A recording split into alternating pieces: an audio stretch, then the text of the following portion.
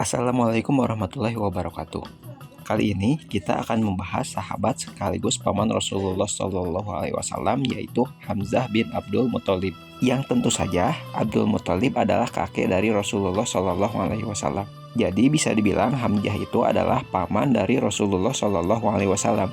Abdul Muthalib sendiri memiliki 16 anak, 10 orang laki-laki dan 6 orang perempuan. Di antara ke-10 laki-laki ini, 6 meninggal sebelum masa kenabian Rasulullah. Di antaranya adalah ayah Rasulullah sendiri, yaitu Abdullah bin Abdul Muthalib. Dan 4 sisanya masih hidup setelah Nabi Muhammad diangkat menjadi Rasul. 2 orang beriman, yaitu Abbas bin Abdul Muthalib dan Hamzah bin Abdul Muthalib. 2 lagi tidak, yaitu Abu Thalib, yaitu ayahnya Ali bin Abi Thalib, dan Abu Lahab.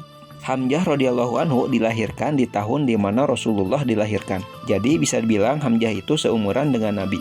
Dan selain itu Hamzah juga menjadi saudara sepersusuan dengan Rasulullah. Hamzah ini adalah seorang laki-laki yang bisa dibilang fisiknya sempurna. Wajahnya tampan, kulitnya putih, badannya kuat dan kekar. Maka dari itu dia dijuluki singa Allah. Beliau ahli sekali dalam memanah, dan beliau sangat gemar sekali berburu, di mana buruannya itu bukan rusa atau kambing, tapi singa. Kekuatan fisik Hamzah radhiyallahu anhu bisa dibilang sama dengan kekuatan fisik Umar bin Khattab. Jadi di kota Mekah ada 2 orang yang sangat kuat, yaitu Umar bin Khattab dan Hamzah radhiyallahu an. Ketika Hamzah radhiyallahu anhu berburu singa, maka singa buruannya itu disimpan di punggung sebelah kirinya, dan tangan kanannya memegang busur panah. Nah, sekarang kita masuk ke pembahasan bagaimana sih ceritanya Hamzah bin Abdul Muthalib bisa masuk Islam. Jadi gini, di awal-awal masa Islam, Hamzah bin Abdul Muthalib sama sekali tidak tertarik dengan Islam. Maksudnya, dia tidak membenci Islam ataupun menyukai Islam. Tapi di suatu ketika, dengan hikmah Allah, ada suatu kejadian yang membuat dirinya masuk Islam tanpa dia sadari. Di suatu ketika Rasulullah Shallallahu Alaihi Wasallam dicaci oleh Abu Jahal, yang caciannya itu tidak dituliskan di kitab manapun. Pokoknya caciannya sangat tidak pantas untuk didengar. Caciannya itu sangat-sangat menyakitkan. Kata caciannya itu sangat menghina yang sangat luar biasa. Dan pada saat itu tidak ada satupun yang membela beliau, termasuk orang-orang dari suku-suku beliau. Lalu ada seorang budak wanita yang lewat di sana. Dia melihat Rasulullah sedang dicaci oleh Abu Jahal. Dan wanita ini pun mengangkat suara. Dia bilang, "Wahai Quraisy, tidakkah kalian mempunyai hati nurani sehingga mengeluarkan cacian seperti itu? Berhentilah mengucapkan hal-hal itu." Tapi tidak ada satu orang pun yang peduli di sana. Setelah itu, wanita budak itu lari mengelilingi Mekah mencari pertolongan.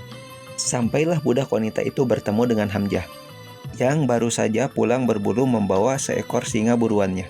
Lalu wanita itu berkata kepada Hamzah, "Wahai Hamzah, lihatlah, keponakanmu tengah diolok-olok oleh Abu Hakam." Abu Hakam adalah nama lain dari Abu Jahal. Dan Hamzah berkata, "Tidak adakah yang membelanya?" Dan wanita itu bilang, "Tidak ya Hamzah." Lalu bergegaslah Hamzah menghampiri Abu Jahal sambil membawa buruannya dan busur panahnya. Tidak pakai banyak omong, singanya diturunkan, dan kepala Abu Jahal langsung dihantam oleh busur panah milik Hamzah. Berdarahlah itu kepala Abu Jahal. Sontak orang-orang di sana ingin membela Abu Jahal. Secara Abu Jahal adalah salah seorang pemimpin Mekah. Ketika itu Hamzah bilang, "Silahkan, kalau ada yang mau membela, silahkan maju. Asal kalian siap berhadapan dengan saya." Lalu Hamzah bilang kepada Abu Jahal, "Berani betul kau caci maki keponakanku, sementara aku ada dalam agamanya." Nah, kalimat itu sebenarnya tidak disadari oleh Hamzah. Langsung keluar begitu saja dari mulut Hamzah.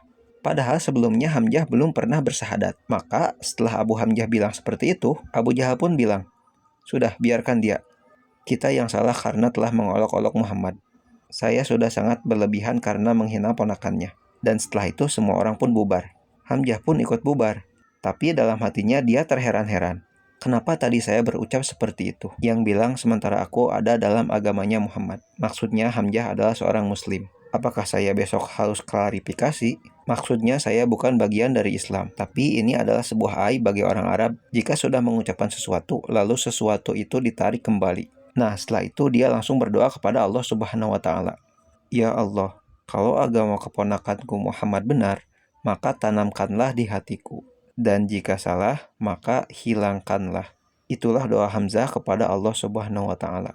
Loh, katanya bukan Islam, tapi berdoa kepada Allah Subhanahu wa Ta'ala. Jadi sebenarnya orang Arab sana sudah tahu bahwa Allah Subhanahu wa Ta'ala itu adalah Tuhan, tapi salahnya mereka menyekutukan Allah dengan menyembah berhala-berhala buatan mereka sendiri. Nah, setelah keesokan harinya, ketika Hamzah bangun dari tidur, dia merasa sangat dekat dengan Allah. Dan setelah saat itu, langsunglah dia datang kepada Rasulullah untuk mengucapkan 2 kalimat syahadat. Dan itulah cerita masuk Islamnya Hamzah radhiyallahu an. Dan dengan masuk Islamnya Hamzah radhiyallahu an, orang-orang muslim di sana sangat senang sekali. Mereka bertakbir, Allahu Akbar, Allahu Akbar. Karena seorang Hamzah yang terkenal kuat dan perkasa, akhirnya masuk Islam. Dan orang-orang Quraisy yang mendengar ketika Hamzah masuk Islam, jadi takutlah mereka. Karena memang Hamzah adalah sosok seorang yang sangat kuat. Dan benar sekali, ketika para muslim ingin mencari ilmu di Darul Akram, mereka selalu dikawal oleh Hamzah. Dan tak adalah yang mengganggu mereka karena takut dengan Hamzah. Semasa hidupnya, Hamzah menikah dengan 3 orang wanita dan memiliki 4 orang anak, yaitu Ya'la, Amir, Umara, dan Umamah. Pada saat Nabi Shallallahu Alaihi Wasallam menyerukan untuk hijrah ke Madinah, maka Hamzah pun ikut hijrah ke Madinah. Dan kiprahnya makin terlihat saat beliau ikut hijrah ke Madinah. Saat Rasulullah membentuk brigadir perang pertama, Hamzah radhiyallahu an ditunjuk sebagai pemimpin perang pertama. Dan kiprah menonjol Hamzah lainnya adalah pada saat perang Badar, di mana pasukan Rasulullah hanya terdiri dari 313 orang, dan pada saat itu Hamzah diperintahkan untuk pemimpin kaum muhajirin. Karena pada saat itu dari pasukan Rasulullah ada yang dari muhajirin dan ada yang dari Ansor. Pada saat itu kaum Ansor dipimpin oleh Sa'ad untuk melawan 1000 pasukan kafir Quraisy. Sebelum perang itu dimulai, ada cerita seorang kafir yang mati dari golongan kafir Quraisy. Namanya Al-Aswad bin Abdil Asad Al-Makhzul. Waktu itu belum ada yang maju, 2 pasukan sudah saling berhadapan. Dia duluan nih yang maju, mau melawan Muslim, dengan mengatakan atas nama Lata dan Uzza, "Siapa yang akan melawan saya?" kata Al-Aswad dengan sombong. Tanpa banyak bicara, Hamzah pun langsung keluar dari pasukan. Walaupun Hamzah tahu sekali Al-Aswad ini adalah orang yang paling mahir dalam memainkan pedang di Mekah. Tapi beliau, Hamzah, sama sekali tidak takut. Dan dalam hitungan beberapa waktu saja, dia dapat dikalahkan oleh Hamzah. Mereka tahunya Hamzah hanya mahir dalam main busur panah saja, tapi ternyata juga sangat mahir dengan pedang. Buktinya Aswad bisa dikalahkan dengan mudah. Setelah Aswad kalah, lalu orang-orang kafir Quraisy mengeluarkan 3 lagi pasukan yang terbaiknya. Mereka adalah Utbah bin Robiah, Syabi'ah bin Robah, dan Al-Walid bin Utbah. Mereka adalah satu keluarga dari kaum musyrik menggunakan pakaian perang. Mereka bilang, "Siapa dari kalian yang mau duel dengan kami?" Pada saat itu, 3 orang Ansor yang maju, bukan kaum muhajirin. Secara orang-orang Ansor adalah orang-orang dari Madinah, yang tidak ada sangkut pautnya dengan kafir Quraisy. Melihat hal ini, orang Quraisy tidak mau bertanding dengan mereka. "Carilah orang yang setimpal dengan kami," kata mereka. Dan Rasulullah pun berkata, "Majulah hai Ubaidah, majulah hai Ali bin Abi Thalib, dan majulah Hamzah." Ketiga orang ini adalah keluarga Rasul sendiri. Ali adalah sepupu Rasul, Hamzah adalah paman Rasul, dan bertempurlah mereka 3 lawan 3. Tapi dengan mudahnya tokoh-tokoh Quraisy dapat dikalahkan oleh Ali, Hamzah, dan Ubaidah. Runtuhlah mental para pasukan Quraisy karena ketiga tokoh tadi adalah tokoh-tokoh yang sangat penting dalam pasukan kafir Quraisy. Dan setelah itu umat muslim pun memenangkan perang Badar dengan mudahnya. Hamzah radhiyallahu an berperan penting dalam perang Badar tersebut karena dia dapat mengalahkan 10 orang sekaligus. Setelah perang Badar usai, maka tokoh-tokoh kafir Quraisy di Mekah menyusun rencana untuk membuat perang selanjutnya, yaitu perang Uhud. Perang Uhud sendiri dipimpin oleh Abu Sufyan, seorang tokoh yang berasal dari Mekah. Perang Uhud sendiri berlangsung 1 tahun setelah perang Badar, yaitu di tahun ketiga Hijriah. Dan di perang Uhud inilah Hamzah radhiyallahu an ikut gugur. Di perang ini pula kaum muslimin kalah oleh pasukan kafir Quraisy. Saat kaum muslimin tahu kalau orang kafir Quraisy ingin menyerang lagi, maka Rasulullah menyiapkan 3.000 pasukan di lembah Uhud. Perjalanan dari Mekah ke Uhud sendiri mencapai waktu 3 hari. Sebelum kafir Quraisy sampai ke lembah Uhud, Rasulullah Shallallahu Alaihi Wasallam bermusyawarahlah dengan para sahabat. Rasulullah bertanya kepada para sahabat, bagaimana kita mau keluar menyerang atau bertahan di benteng Madinah? Dan pada saat itu Hamzah menjawab, ya Rasulullah, kita keluar saja, hadapi mereka. Dan malamnya waktu itu Rasulullah sempat bermimpi. Beliau bilang, tadi malam saya bermimpi pedang saya bengkok. Kemudian ada sapi disembelih, dan saya masuk ke benteng yang besar dan kemudian saya berlindung di dalamnya. Kemudian sahabat bertanya, apa artinya ya Rasulullah? Rasulullah pun menjawab, kalau pedang bengkok artinya akan ada kerabat saya yang gugur di medan perang. Dan soal sapi disembelih artinya ada sahabat saya yang meninggal. Dan benteng yang kokoh itu adalah kota Madinah.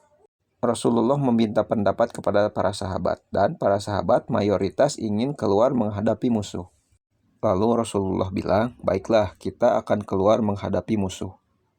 Setelah itu, Rasulullah langsung masuk ke rumah dan bersiap menyiapkan baju jirahnya.